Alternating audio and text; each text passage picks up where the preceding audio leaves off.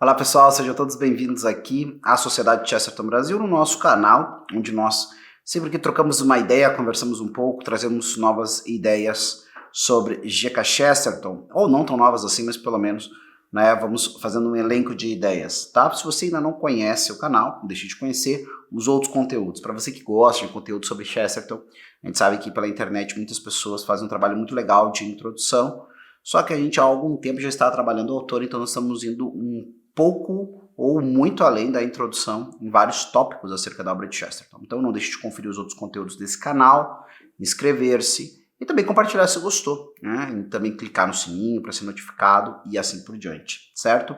A ideia nesse nosso encontro é, a princípio, falar da ideia de verdadeira história, certo? E a questão da história é, para Chesterton, uma coisa sempre muito relevante, um tema muito relevante, é uma ciência, é uma arte, é uma forma de produção do ser humano, uma das coisas que o ser humano cria, que sempre interessou muito Chesterton, por óbvio, tá? Todo homem de conhecimento sabe as implicações do processo histórico, né, em relação a explicar o que está acontecendo na atualidade. É uma coisa até que é senso comum, né? A verdade nós temos, tudo é história no final das contas, né? Salvo o presente, pois o presente já está se tornando passado enquanto nós o estamos vivendo, né? Então, passou um instante, já faz parte, né, do passado e em algum grau, né, tem a ver com a história, né? É claro que nós não fazemos estudos de história tão recente assim, mas é isso, o passado está toda hora, né, sendo acrescido de novos conteúdos, também. E é óbvio que ninguém, né, vai conseguir explicar com clareza em que lugar está e por que está nesse lugar e como projetar para o futuro, né, outras soluções ou uma mudança de rota, se não entender como chegou até o lugar que está. Isso aqui é uma coisa assim que a gente chega a cansar de falar, porque parece que assim, é que nem explicar, olha, se você quiser avançar, ande para frente, tá? Quer recuar, ande para trás, é praticamente a mesma coisa. Infelizmente, tá, essa ideia de obviedade, para mim, parece cada vez mais com o passar do tempo ilusória. Por quê? Porque a gente percebe que algumas pessoas querem alguma solução para o presente e para o futuro, considerando completamente circunstancial o conhecimento acerca do passado, daquelas coisas aos quais querem se dedicar a resolver, a melhorar, a aprimorar e assim por diante. Tá bem? E, claro, Chesterton, como um autor muito lúcido que é, ninguém precisa ser genial, coisa que Chesterton era, mas ninguém precisa ser genial para, né, chegar nessa conclusão. Tá? E é claro, ele é um homem que está totalmente imbricado, totalmente metido, né, envolvido na história do seu país. Então não admira ninguém que Chesterton tenha escrito uma breve história, né, a Short History, uma história breve da Inglaterra. Tá? E eu acabo encontrando um outro autor, ecos, né, dessa preocupação chestertoniana com a história e com a biografia, que é o Joseph Pearce, né? Alguns de vocês devem conhecer esse autor, e aqui eu estou com um livro dele que é Faith of Our Fathers, A History of True England, né? A fé de nossos pais, a história da verdadeira Inglaterra. E aí é interessante porque, na verdade, eu estou lidando aqui com um conceito um pouco diferente daquilo que eu propus a vocês no começo do nosso encontro. Aqui eu estou propondo, o melhor, Joseph Pearce propõe a ideia de um true England, uma verdadeira Inglaterra, a história da verdadeira Inglaterra. Então não é nem a verdadeira história, é a história, né, de uma verdadeira Inglaterra. E aí, para muitos de nós, no meio de tanto, né, essa selva de oratórias e retóricas, narrativas e erísticas e todas essas expressões aqui que eu estou falando, alguns estão sacando, né? Alguém que conhece um pouco mais sobre retórica e discurso está sacando o que eu quero falar, mas se você não conhece, simples assim, cada um tem a sua narrativa, cada um tem a sua versão da história, cada um tem essas coisas todas, e acaba falando dessas coisas, né, aparentemente com a convicção de quem possui a verdade. E assim, é claro, né, com outras expressões como amor, empatia e assim por diante, essa é mais uma expressão que ficou muito desgastada, né, no uso comum, no discurso comum. Alguém que fala possuir a verdade via de regra já tem ali a sua credencial para ser desprezado no senso de muitas pessoas. Tá? Mas, lendo o começo, né, desse livro, bem a sua introdução, Joseph Pearce tenta trazer para nós o seguinte: a ideia desse true, dessa verdadeira, né, no sentido como se houvesse uma ontologia, né, uma essência, uma verdade profunda, uma substância dessa Inglaterra que ele quer falar, da qual ele quer fazer a história. Eu até achei curioso, porque a primeiro momento ficou me parecendo, em algum grau, quase como um livro de história da igreja na Inglaterra, tá? Tanto é que a gente está muito pouco acostumado, as pessoas, os historiadores, a levarem realmente em consideração de uma maneira relevante, tá? As religiões ou a igreja dentro da história. E quando os fazem, né, ignorando, às vezes, completamente algumas categorias que são muito importantes serem compreendidas, né, e nem tem a ver com ter fé ou não ter fé. Tem a ver com fazer a história correta mediante o método que se usa, né? Quando se usa de falar do método cultural, ou então o método, né, que procura entender as mentalidades. Então, essas coisas é preciso entender, né, o que a Igreja Católica pensa acerca de si, o que a religião X ou Y pensa acerca de si. Fazer uma história de qualidade, certo? Então, esse tipo de coisa. E para ele, né, para o Joseph Pearce, parece que essa verdadeira Inglaterra é, né, aquilo que é a sucessão dos eventos que envolvem, em algum grau, esse drama humano e divino, da busca da santidade, da salvação, da imitação de Jesus em meio a esse contexto social inglês, tá? Mas isso suscita para nós perguntas interessantes, né? Como, por exemplo, o que se pode dizer acerca, né, de um verdadeiro Brasil dentro desse sentido em que ele traz aqui. E é claro que a gente sabe o quanto é problemático trabalhar com esse tipo de conceito, porque a primeira coisa que a gente pensa quando ouve falar de o verdadeiro Brasil é a exclusão de certos grupos, de certas pessoas, de certos eventos, de certas atitudes e assim por diante, tá? Então, sempre vai causar um rebuliço esse tipo de conceito.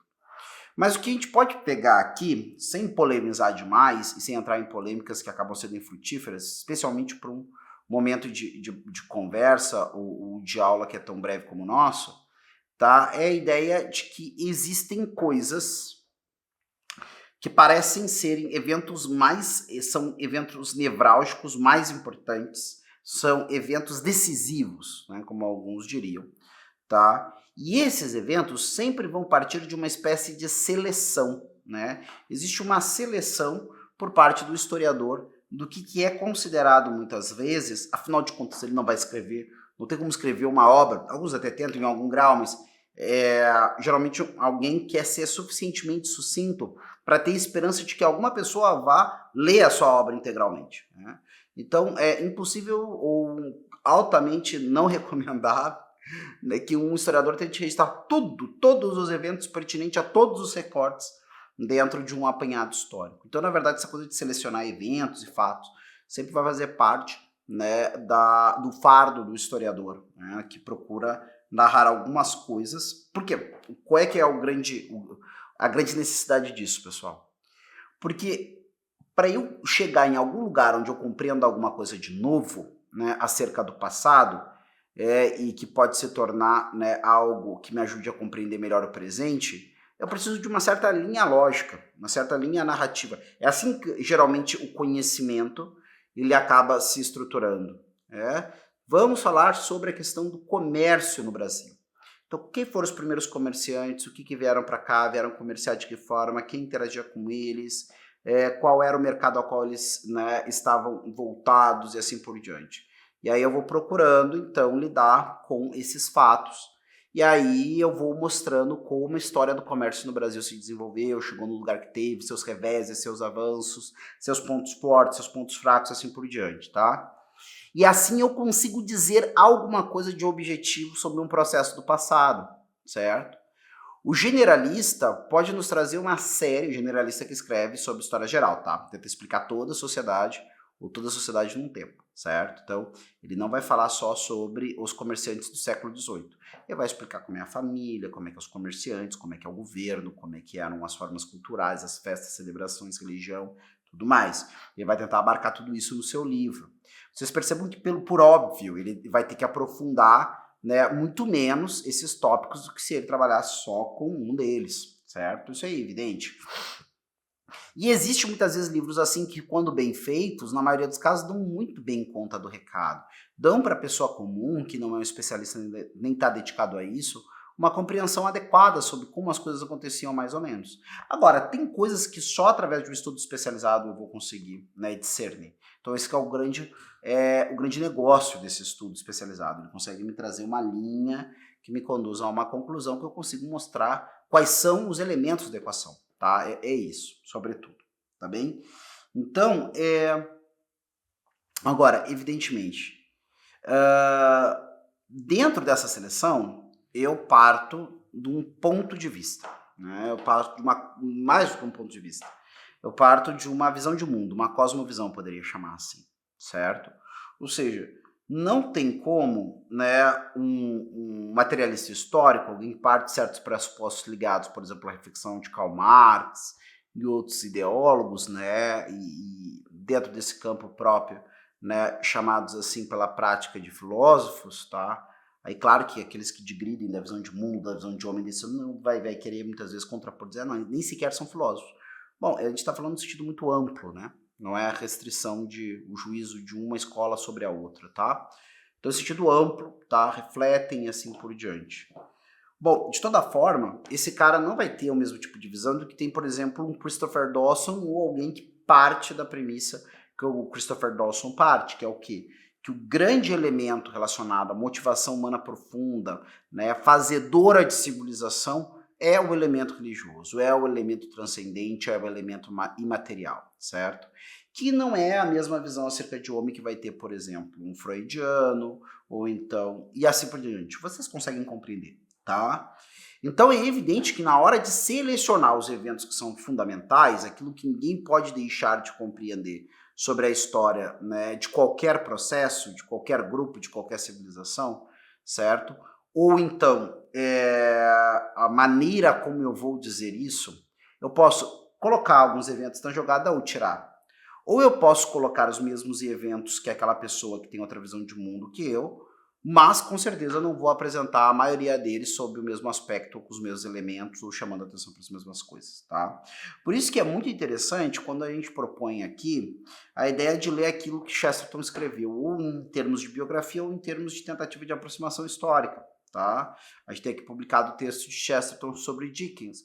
Muito provavelmente você não vai encontrar mais nenhum outro autor que fala o que Chesterton fala sobre Dickens. Porque é muito incomum você encontrar alguém que necessariamente não seja um discípulo do Chesterton tendo aquela estrutura de pensamento, a maneira como Chesterton via as coisas. Tá?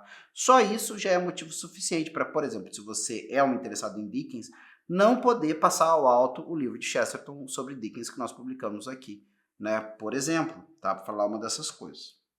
Então, Chesterton, no começo do seu livro sobre uma breve história da Inglaterra, vai dizer o seguinte: com muita razão se poderia perguntar que como me atrevo, ainda que sob o estímulo do desafio, a compor um ensaio sobre a história inglesa, por muito popular que aspire a ser, eu, que não pretendo aparecer com erudição de especialista. Eu que não sou mais que um homem do povo. A isto respondo que sei pelo menos o bastante para assegurar que todavia não tenho escrito nenhuma história desde o ponto de vista do público. Ou melhor, até agora ninguém tem escrito nenhuma história desde o ponto de vista do povo, dos populares. Algo que podemos chamar de histórias populares, muitas vezes deveriam chamar antipopulares ou contra o povo.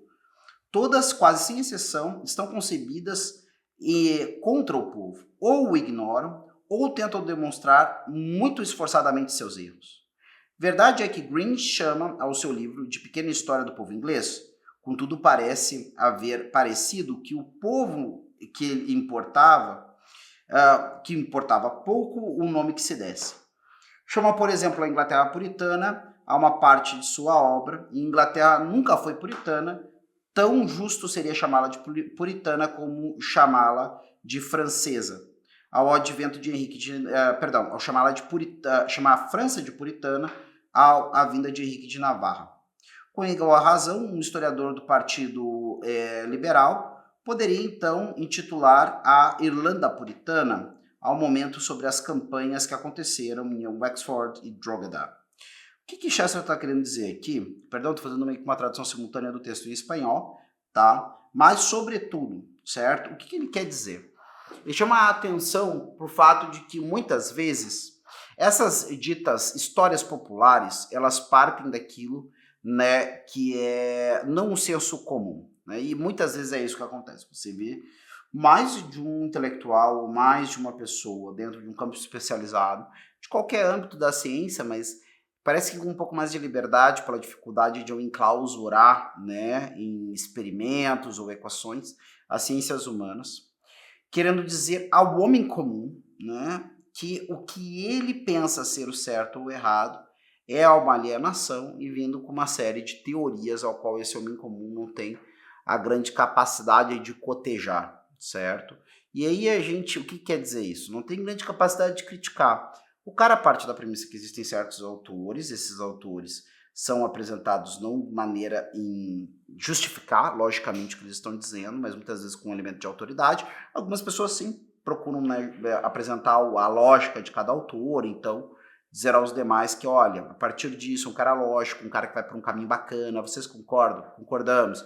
Aí então ele vem propor aquelas ideias, né, desse ou daquele autor. Acontece também. Mas muitas vezes é um elemento de autoridade que entra na jogada, tá?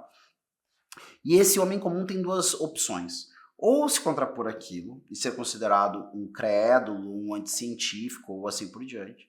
Ou então, né, passivamente aceitar aquela autoridade, tá? E aí entra uma série de problemas que também não temos como exaurir por aqui e assim por diante, tá? Mas, sobretudo, porque o que nos interessa é o seguinte: existe algo próprio do senso comum das pessoas aonde nós teríamos, tá, uma série de evidências documentais e bem documentadas que mostram que muitas vezes certas narrativas são torcidas para dar vazão a esta ou aquela ideologia, tá?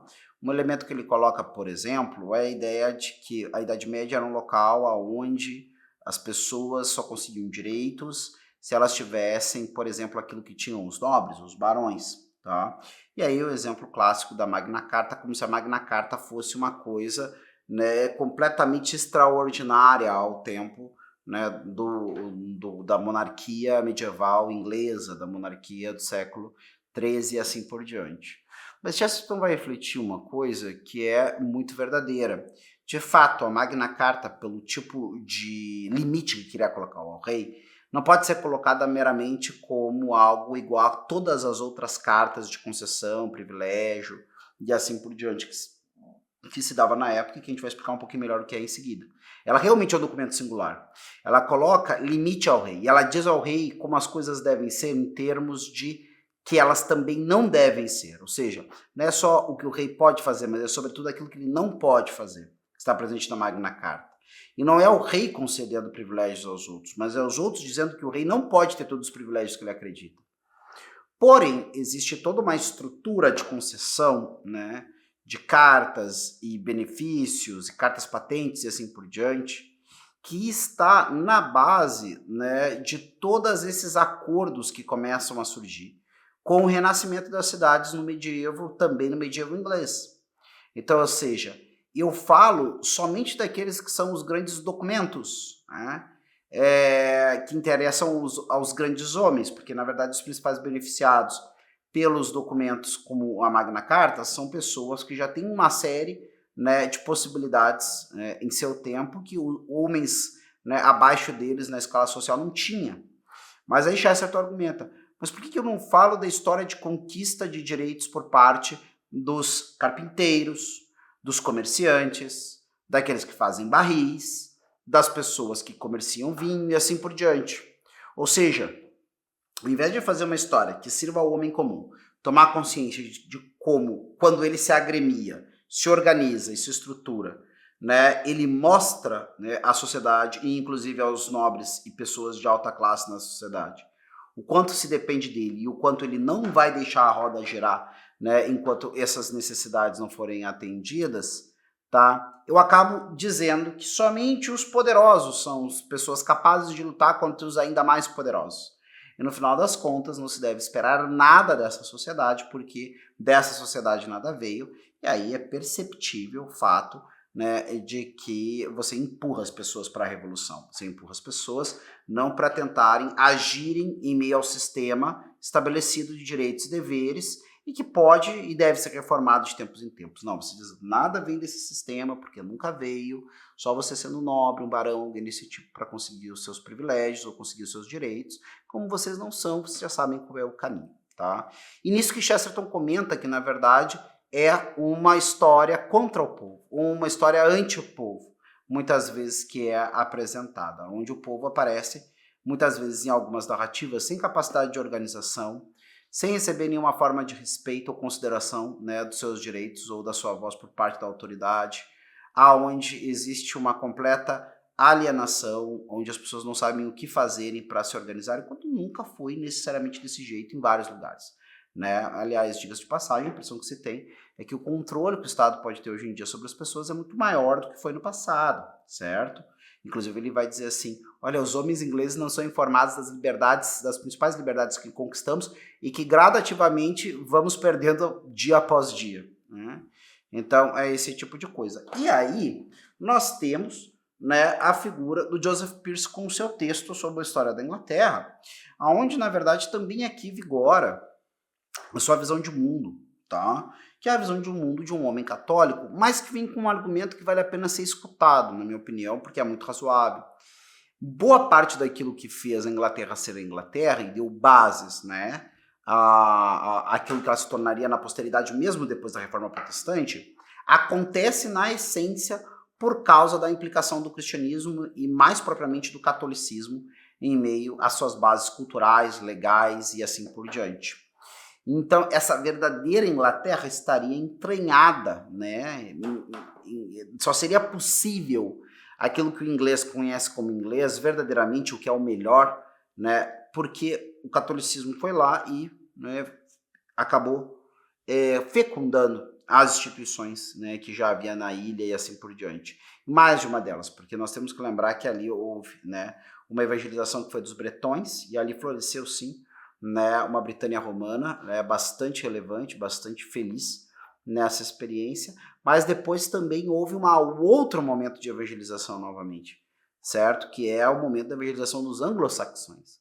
A gente poderia ainda falar de uma terceira onda dessa evangelização, que é a questão da evangelização dos sujeitos que se estabelecem, né, em vários lugares da Inglaterra, que são vindos dos avanços nórdicos. Em todos esses momentos, o cristianismo e o catolicismo foram a liga de grupos tão díspares, né, de grupos diferentes, de etnias diferentes, de falares diferentes até mesmo, ainda que de ramo germânico, pelo menos os últimos dois grupos, certo? E acabou dando essa liga de unidade e fecundando aquilo que depois a gente vai perceber que se torna, né, a Merry England, a Feliz Inglaterra, de Geoffrey Chaucer, seus textos do Canterbury Tales, Contos de Cantuária, certo? E assim vai seguindo e teríamos que falar, né, em outro momento sobre essas continuidades, né, dessa inferência católica na Inglaterra pós-reforma protestante, certo? Inclusive a gente tem, por exemplo, muito forte as evidências, certo? Ser comentado de uma, né, proximidade de católicos recusantes por parte da família de Shakespeare, por exemplo, tá? Certos elementos de mentalidade que ainda permanece católica dentro das obras shakespearianas, evidentemente, lembrando, né, que até no momento em que Shakespeare escreve, ainda não se passou 100 anos, né, da Reforma Protestante, certo? Mas é isso, vou ficando por aqui, tá? E aí fica aquela pergunta, né, o que nós podemos pensar, né, uma coisa que falta, às vezes a gente reflete mais, certo? O que faz, por exemplo, o Brasil, ser o Brasil, e o quanto a fé cristã, por exemplo, está metida nisso, certo? Sempre que se reflete sobre essas coisas, existem sempre os seus perigos de triunfalismos ou de tentar fazer uma legenda áurea, né? Mas ao mesmo tempo é difícil formar identidade sem pensar esse tipo de coisa, com muita seriedade, com muito espírito crítico, mas ao mesmo tempo, né, abandonando o cinismo e abandonando o pessimismo. Vou ficando por aqui, até a próxima, tchau, tchau.